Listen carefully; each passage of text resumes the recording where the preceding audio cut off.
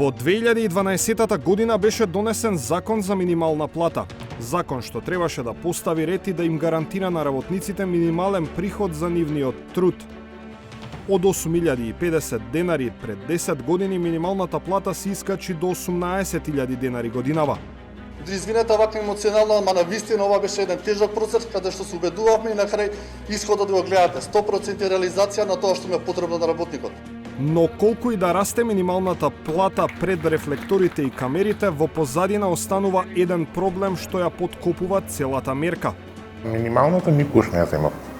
Никогаш. Оваа поранешна работничка во текстилна компанија од истокот на државата за 360 степени сведочеше дека ниту таа, ниту колешките некогаш добиле минимална плата.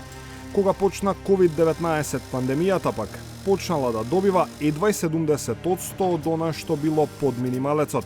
Процесот на работа си оди, испраќавме камиони, значи со готова роба, одеше се во ред, а плата нема. Пари нема, па и кога ќе видиш 70%, значи катастрофа. Се побунивме на газдата. Истиот одговор. Во криза сме, немаме исплата од странските добавјачи, ќе се среди. Ама минуваа месеци, значи пари нема. И 70% 3 месеца да не ги земеш, тоа е катастрофа. Собственикот ветувал дека работниците ќе ги добијат и за останатите 3 плати и 30% што им биле скратени, но наместо пари почнал да дели откази. Од тие 3 плати, едната беше 2 денара. И ништо не се направи. Каква беше првата ваша реакција кога видовте на сметка дека ви се пристигнали само 2 денари? Мислев дека е грешка. И упорно реагирам, не е можно 2 денара. 2 денара нема ни за мастика. Некој може нешто грешка, ајде, прашувам. Една колешка, друга, трета, пета. Кај сите така. Дури имаш и по денари и 70 или 95 пишано. Смешно. До ден денеска не се реши тоа.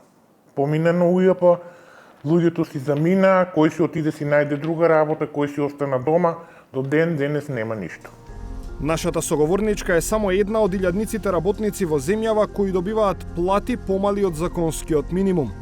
Според податоците кои 360 степени ги доби од УЈП, месечниот просек на работници кои не добиле минимална плата во последната половина година е околу 11.000. Во истиот период, месечниот просек на работници со плата од точно 18.000 денари е околу 54.000. Овие две категории на работници заедно сочинуваат околу 12% од просечниот број на сите вработени лица во земјава во периодот март-август, кој изнесува околу 530.000 лица. Проблемот со неисплаќањето на минимални плати не е само во текстилниот сектор, вели Кристина Ампева од Гласен текстилец.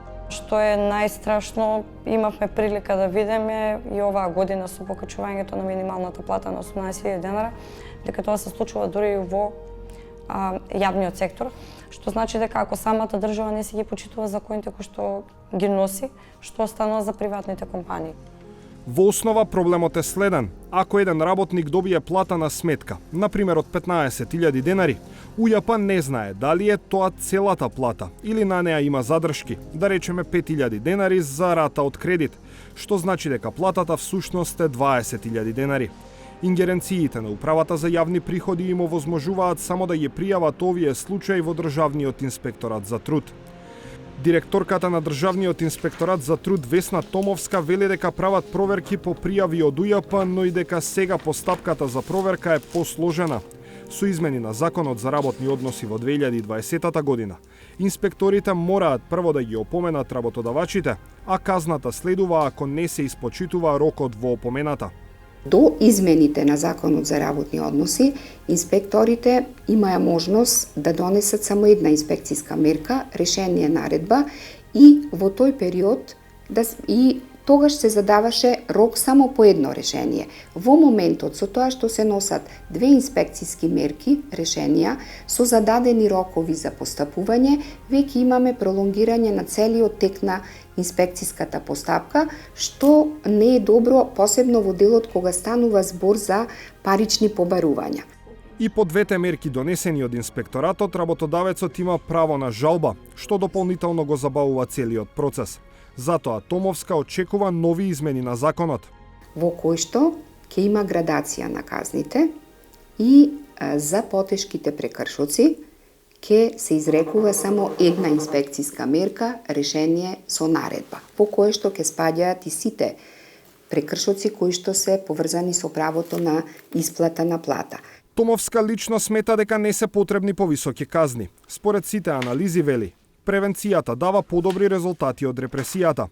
Но тоа не го менува фактот дека и по 10 години од првиот закон за минимална плата има многу работодавачи што го изигруваат системот. Тргнавме да бараме одговори од надлежните институции. Кога ќе ја закрепат законската дупка? Прашањата прво ги поставивме во Министерството за финансии, но оттаму само кратко по телефон ни кажаа дека одговори треба да бараме во Министерството за труд и социјална политика. Истите прашања потоа ги доставивме до МТСП со барање за изјава од министерката Тренчевска. Но Министерството топката ја префрли кон управата за јавни приходи.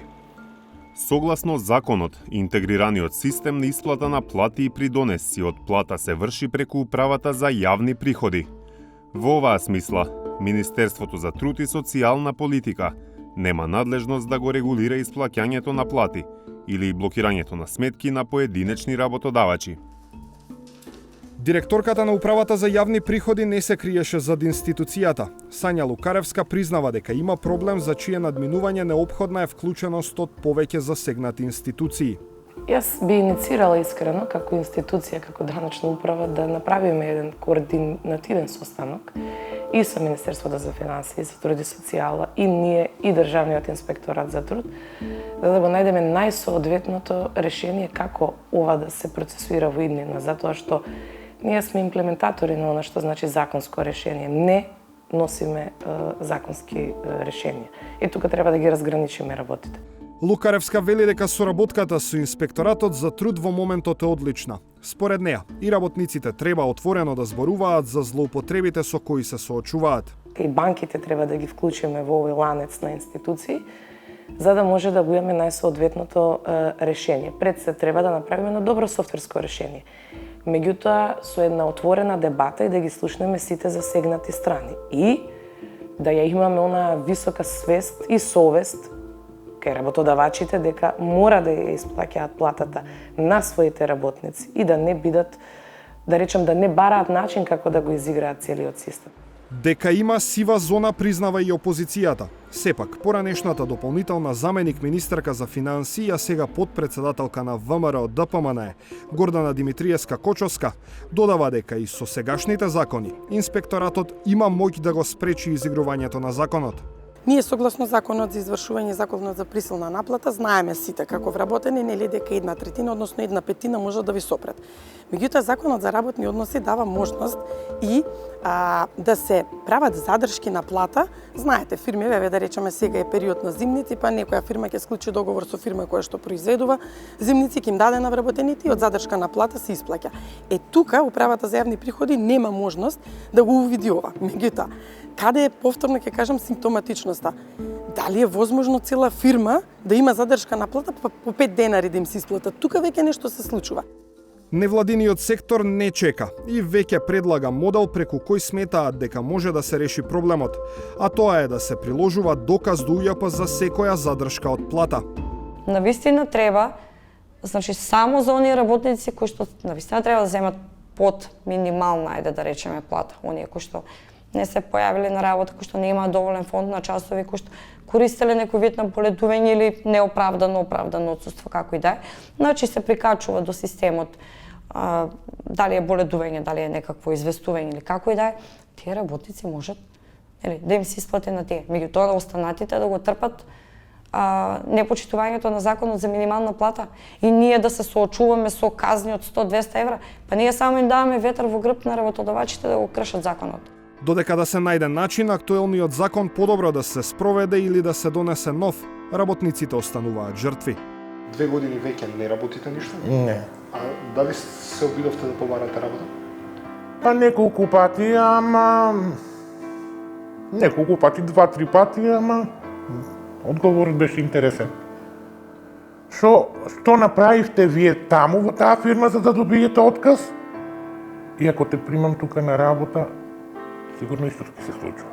Ќе си ги бараш правата, ќе се бунтуваш ти ги учиш колегите на непослушност, така да сум дома.